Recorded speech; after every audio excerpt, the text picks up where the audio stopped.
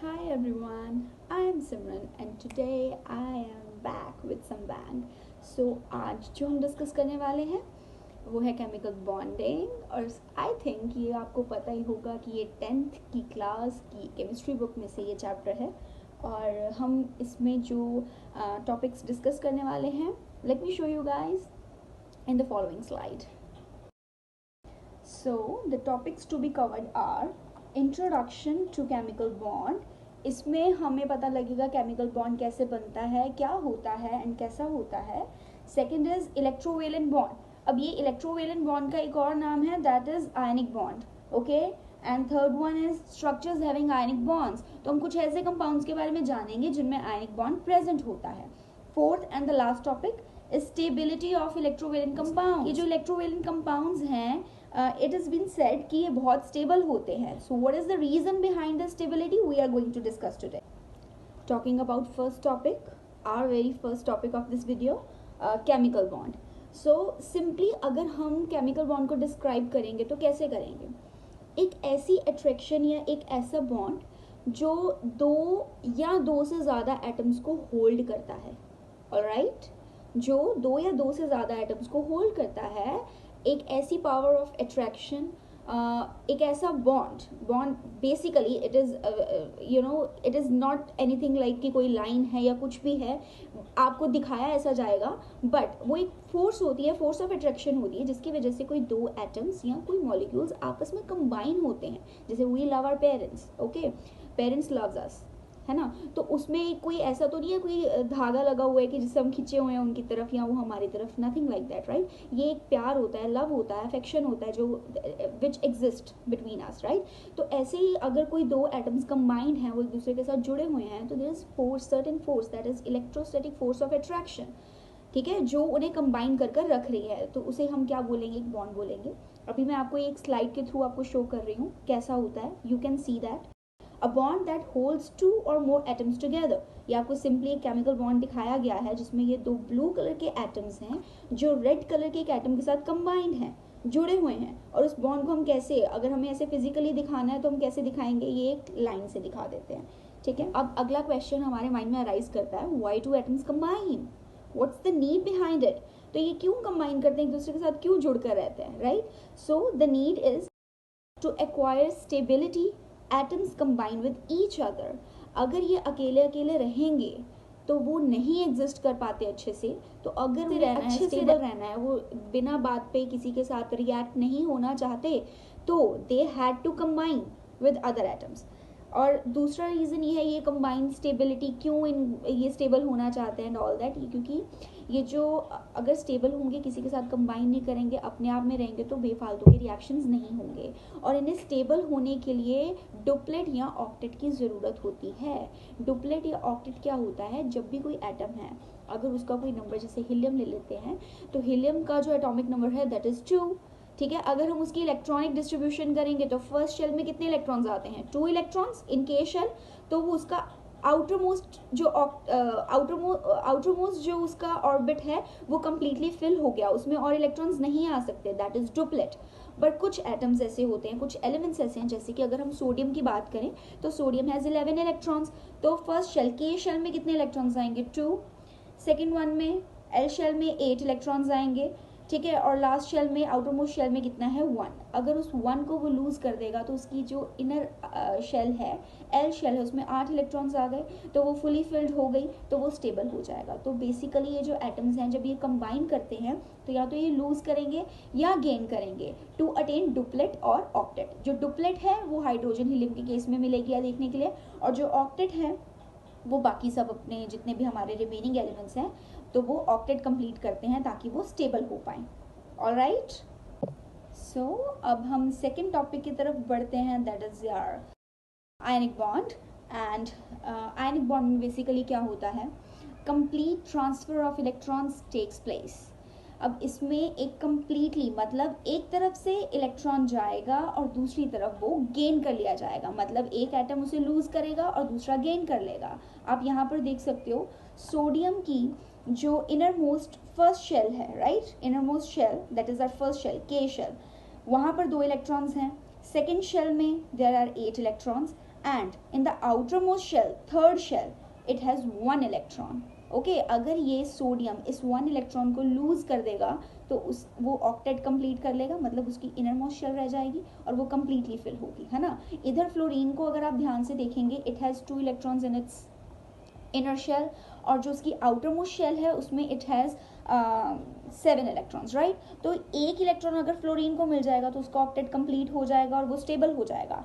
That is the reason behind कि sodium और fluorine आपस में कंबाइन करेंगे, राइट. जब सोडियम लूज करेगा उसके ऊपर पॉजिटिव चार्ज आ जाएगा because it is losing its 1 electron, और जो फ्लोरीन है उसके ऊपर नेगेटिव चार्ज आ रहा है, दैट इज बिकॉज कि वो एक इलेक्ट्रॉन एक्सेप्ट कर रहा है सोडियम से, और ऐसे ही दोनों आपस में क्या हो जाएंगे, स्टेबल हो जाएंगे, राइट. तो complete transfer of electrons takes place in ionic bond. दूसरा है form between elements having 1 2 3 electrons, 7 6 5 electrons in their outermost shell. First लोगों को नहीं पता कि इलेक्ट्रॉनिक डिस्ट्रीब्यूशन कैसे करते हैं, do let me know in the comment section, I will make another video on it. तो उससे आपको ये पता लग जाएगा, पर अभी हम इस पे फोकस करते हैं. मतलब 1 2 और 3 electrons in the outer most shell, मतलब अगर तो एक इलेक्ट्रॉन होगा या 2 या 3 इलेक्ट्रॉन्स होंगे तो वो उन्हें लूज करेंगे, ओके, दे विल लूज. और दूसरा जो कंबाइनिंग जिसके साथ वो कंबाइन होना चाहते हैं वो वाला एटम उसे क्या कर लेगा, गेन कर लेगा. तो जो गेन करेगा इट मस्ट बी हैविंग 7 6 और 5 electrons in its outer most shell. तो जनरली ये 1 2 3 इलेक्ट्रॉन्स जिनके आउटर मोस्ट शेल्स में होते हैं, दे आर मेटल्स, एंड 7 6 5 वाले क्या होते हैं, नॉन मेटल्स. तो यहीं से कंक्लूजन आया कि जो आयनिक बॉन्ड है ये जनरली किस में बनता है, मेटल्स और नॉन मेटल्स के बीच में बनता है. अब हम बात करेंगे इलेक्ट्रोवेलेंसी के बारे में. What is electrovalency? The number of electrons that atom loses और gains to form electrovalent bond is called electrovalency. अब इलेक्ट्रोवेलेंट बॉन्ड बन रहा है, कंप्लीट ट्रांसफर होगा इलेक्ट्रॉन्स का, तो कोई एक एटम कंप्लीटली लूज करेगा और दूसरा एटम उसे एक्सेप्ट करेगा, राइट. तो जो कंप्लीटली कितने इलेक्ट्रॉन्स किसी एक एटम ने लूज करे और दूसरे ने गेन करे, that is their valency, electrovalency. Electrovalency कितने लूज करे या गेन करे during formation of electrovalent bond, that is electrovalency. अब अगर सोडियम के केस में देखेंगे तो it is losing its 1 electron, तो सोडियम की वैलेंसी क्या होगी, लूज करने पे +1, राइट. और जो फ्लोरीन है वो गेन कर रहा है, वो नेगेटिव हो जाएगा, तो वो एक इलेक्ट्रॉन को गेन कर रहा है, तो फ्लोरीन की वैलेंसी क्या हो जाएगी, -1.